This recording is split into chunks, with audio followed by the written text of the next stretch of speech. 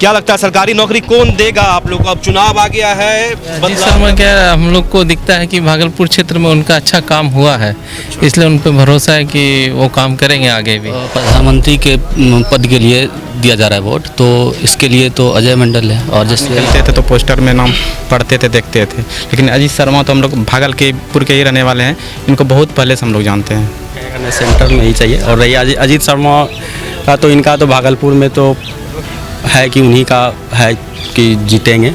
और रही बात क्या, बड़ा कंफ्यूजन आप लोग कर दे रहे हैं कह रहे हैं भागलपुर के में अजीत शर्मा अच्छा है, सेंट्रल में जो है मोदी सरकार आना चाहिए, ये कैसे होगा? जो है यहाँ अजीत शर्मा जिताइएगा, वहाँ मोदी सरकार बन जाएगी। नहीं वो तो नहीं 400 प्लस सीट बोले हैं ना, 400 प्लस सीट बोले हैं ना, तो एक सीट चला जाएगा तो एक सीट कम हो जाएगा तो क्या। लोकसभा चुनाव 2024 को लेकर हमारा विशेष कार्यक्रम अब की बार किसकी सरकार कार्यक्रम आप देख रहे हैं। इस कार्यक्रम में हम भागलपुर के अलग अलग क्षेत्रों में जाएंगे, लोगों से बात करेंगे और एक समझने की कोशिश करेंगे लोगों की कि लोगों का इस बार क्या रुझान है, केंद्र सरकार में जो एनडीए की सरकार है उसको लोग कितना पसंद कर रहे हैं, भागलपुर में जो प्रत्याशी है एनडीए के प्रत्याशी हो या फिर इंडिया गठबंधन के, उनको लोग कितना पसंद कर रहे हैं। लोगों से बात करेंगे, जानने का प्रयास करेंगे। अभी हम आए हैं सैंडिस कंपाउंड में, यहाँ पर कुछ युवा हमारे साथ हैं जो खास करके डिफेंस से या फिर बिहार पुलिस दरोगा की तैयारी करते हैं। उन लोगों से बात करेंगे और जानने की कोशिश करेंगे युवाओं की क्या सोच है अभी जो सरकार चल रही है उसके प्रति, या फिर कुछ बदलाव बोलना चाहते हैं। उनसे बात करते हैं, चलिए इसलिए युवाओं के पास चलते हैं। कुंवारे रह जाएं सरकारी नौकरी के बिना। और सरकारी नौकरी के अलावा कोई बिहार में ऑप्शन नहीं है, क्योंकि बिहार में वैसा उद्योग नहीं है। वैसा उद्योग रहेगा तो, वैसा इंडस्ट्रियल रहेगा तो फिर युवा मैट्रिक इंटर करने के बाद उस उद्योग में जा सके, लेकिन वैसा उद्योग है नहीं है बिहार में जो कि युवा मैट्रिक इंटर किया जा कर के रोज़गार करने लगा। और यहाँ एक ही ऑप्शन है सरकारी नौकरी, जिसके कारण यहाँ का बिहार का, खासकर बिहार का युवा सरकारी नौकरी के लिए प्रेफरेंस करता है। मतलब नौकरी रहेगा तो पैसा भी ठीक ठाक आएगा और शादी भी जल्दी हो जाता है। यही है ना? वो तो सर बात की बात है, शादी तो बेरोजगार भी करता है, शादी तो बेरोजगार करता है, लेकिन थोड़ा सा क्या बोलते हैं लाइफ में फिर डिफिकल्ट बहुत है। आप उस लाइफ में फिर चले जाइएगा, सक्सेस नहीं कर पाइएगा। रही बात एक, अगर बेरोजगार कहीं जाता है कमाने, दिल्ली, पंजाब, गुजरात, कितना कमाएगा? 10,000 में क्या एक घर चला? मेरे पिताजी गुजरात में गार्ड का काम करते हैं, वो लॉकडाउन में फंस गए यहाँ, तो वो जा नहीं पाए, 7 महीना यहीं रह गए। तो घर चलाने के लिए तो पर मंथ तो 10,000 रुपया चाहिए ही, तो हम लोग कर्ज ले करके 7 महीना गुजारे। वही मेरा दोस्त एक था, ग्रुप डी में था, छुट्टी लेकर के आया घर, लॉकडाउन में फंस गया, उसको कहीं दिक्कत नहीं हुआ, उसको लोन या कर्ज लेने का ज़रूरत नहीं हुआ, क्योंकि वो सरकारी जॉब था, उसको पर मंथ जो है उसको अकाउंट में पैसा आ जाता था उसको। कोई नाम है आपका? मेरा नाम आशीष कुमार हो। ये आशीष कुमार है। इसकी बात को गौर से समझिए। बिहार में अगर सरकारी नौकरी के लिए लोग जोड़ देते हैं तो उसका बहुत बड़ा कारण है कि वहाँ सुरक्षा है, आजीविका के लिए सुरक्षा वहाँ पे काफ़ी ज़्यादा है। एक एग्जाम्पल इन्होंने दिया कि कोरोना के समय जहाँ इनकी घर की स्थिति काफ़ी ख़राब हो चुकी थी, वही इनका मित्र जिनको नौकरी था उनको कहीं कोई दिक्कत नहीं हुआ, तो इसलिए सरकारी नौकरी पर जोर है बिहार में। क्या लगता है सरकारी नौकरी कौन देगा आप लोग को? अब चुनाव आ गया है, बदलाव का भी समय सरकारी क्या लग रहा है कौन देगा सरकारी नौकरी? हम बताइए कौन देगा सरकारी नौकरी? जो सरकार मतलब जो सरकार नौकरी देगी उसी को हम लोग चूज करेंगे। क्या लग रहा है कौन दे सकता है? अभी मोदी सरकार है या फिर कांग्रेस? देख पा रहा है, कोई ऑप्शन देख पा रहा है कि बेरोजगारी के मुताबिक मोदी सरकार उतने रोजगार नहीं दे पा रहे हैं। तो क्या लग रहा है युवाओं का रुझान क्या बदल रहा है क्या? बिल्कुल, तो होना चाहिए, बदलाव तो होना चाहिए। तो क्या लग रहा है कांग्रेस का इस बार कुछ स्थिति ठीक होगा क्या? हो सकता है, हम लोग तो चॉइस है कि सरकार बदलने की, देखते हैं क्या होता है। तो चलिए सेंट्रल के बाद भागलपुर घर हुआ ना आपका? जी जी। भागलपुर में अभी जो है महागठबंधन से अजीत शर्मा और एक तरफ एनडीए से अजय मंडल जो पहले भी हमारे एमपी हैं, ठीक है, क्या लग रहा है दोनों में कौन प्रत्याशी सही है? सर अभी तो ऐसा कह नहीं सकते हैं, बट कुछ उम्मीद है कि अजीत शर्मा का हो सकता है। अजीत शर्मा का ज़्यादा बेटर लग रहा है जी।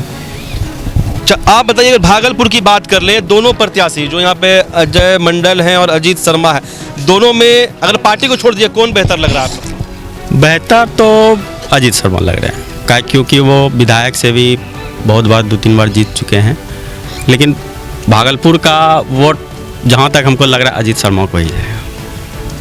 आपको क्या लगता है अजय मंडल एमपी है 5 साल से, कैसा काम उनका रहा है 5 साल में, कुछ लग रहा है आपको आइडिया? हमको इस मैटर पे कोई आइडिया नहीं है। उनका उनके बारे में तो हम जब से वो इलेक्शन में खड़े हुए हैं, मतलब नॉमिनेशन में यहाँ आए थे, उन्हीं उसी समय से मतलब जानते हैं। और बाकी बाहर निकलते थे तो पोस्टर में नाम पढ़ते थे, देखते थे। लेकिन अजीत शर्मा तो हम लोग भागलपुर के ही रहने वाले हैं, इनको बहुत पहले से हम लोग जानते हैं। क्या लग रहा है अजीत शर्मा अजय मंडल दोनों में से सही प्रत्याशी कौन है? अजीत शर्मा। अजय मंडल क्यों नहीं, क्या दिक्कत है उससे? अजय मंडल के कार्यकाल में कार्य नहीं हुआ। बात थी कि पहले ये सब जितनी भी योजनाएं थी वो पहले पास हो चुकी थी। हाँ, ये हुआ कि इनके आने से ये कार्य हुआ। ठीक, आने से हुआ, होता है किसी का पैरा अच्छा होता है।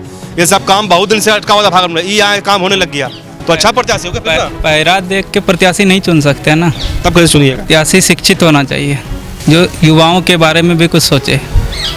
हमारी भागलपुर यूनिवर्सिटी की स्थिति इतनी दयनीय है, इस पर तो कोई ध्यान नहीं है। कभी लाइट कट जा रही है, कभी रिजल्ट नहीं आ रही है। पहले ऑनलाइन रिजल्ट प्रकाशित होती थी, अब वो ऑफलाइन होने लगी है। क्या लग रहा है भागलपुर में बेहतर कौन रहेगा, अजय मंडल अजीत शर्मा? अजीत शर्मा, क्योंकि हाँ एमएलए रहते हुए बहुत अच्छा काम किया, रोड वगैरह बनाए, बहुत अच्छा काम किया, इसलिए अजीत शर्मा ही इस बार जीतने का चांस है। तो अजय मंडल का तो इतना अनुभव हो गया, काम भी आपको बताएं, आप सुने ही कितना काम उनके समय में हुआ, जो है गिनने जोड़ा रहे हैं कि 33,000 करोड़ का काम करवाए हैं भागलपुर में। नहीं, और वाकई में काम तो हुआ है 5 साल में, जो काम बहुत दिन से अटका हुआ था हुआ। तो फिर अजीत शर्मा को मौका नहीं, दीजिएगा। अजीत शर्मा क्या, हम लोग को दिखता है कि भागलपुर क्षेत्र में उनका अच्छा काम हुआ है, इसलिए उन पर भरोसा है कि वो काम करेंगे आगे भी, इसलिए उनका आना चाहिए उनको। यहाँ पे लोगों से बात कर रहे हैं, बहुत बड़ा कन्फ्यूजन है। कुछ लोग यहाँ पे एनडीए सरकार के समर्थन में है, लेकिन लोकल में अगर बात कर ले यहाँ पे तो प्रत्याशी के तौर पे अजीत शर्मा को पसंद कर रहे हैं।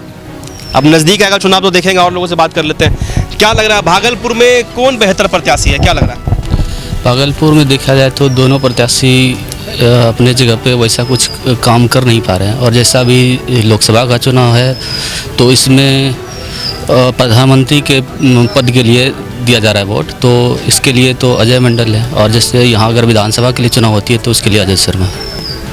लेकिन अजीत शर्मा तो एमपी में खड़ा होगा ना इस बार, कांग्रेस से वही प्रत्याशी है जी। उम्मीदवार के रूप में खड़ा होना और जीतना ये अलग अलग बात है। विधानसभा से अभी तभी वो आएंगे जब लोकसभा में उनकी जीत होगी। अच्छा, क्या लग रहा है भागलपुर के लोग कैसे मतदान करेंगे? यहाँ के लिए एमपी चुनेंगे या सेंट्रल के लिए सरकार चुनेंगे, क्या लग रहा है? सबकी अपनी अपनी सोच है।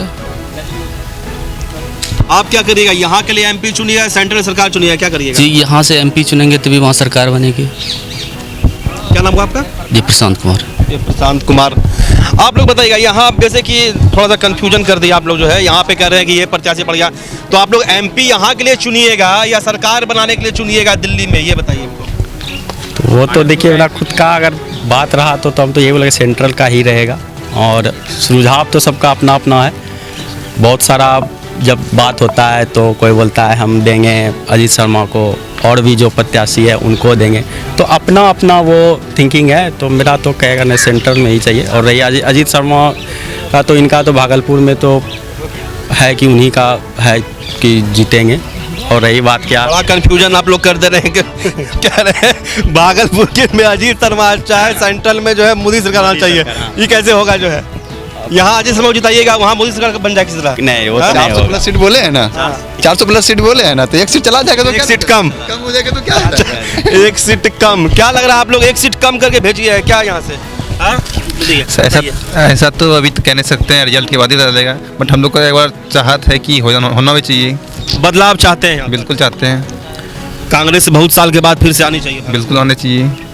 लेकिन सेंट्रल में? सेंट्रल सर केंद्र में तो हमारी मोदी सरकार अच्छे काम की है, बहुत सारे काम किए हैं।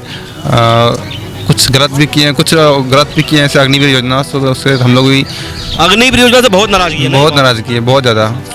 एक समय था हम लोग का सब चीज़ हो गया, फिजिकल हो गया था, मतलब अग्निवीर में सारा चीज़ हो गया था, उसको कैंसिल कर दिया था। हम लोग को नाराजगी होना चाहिए, जायज़।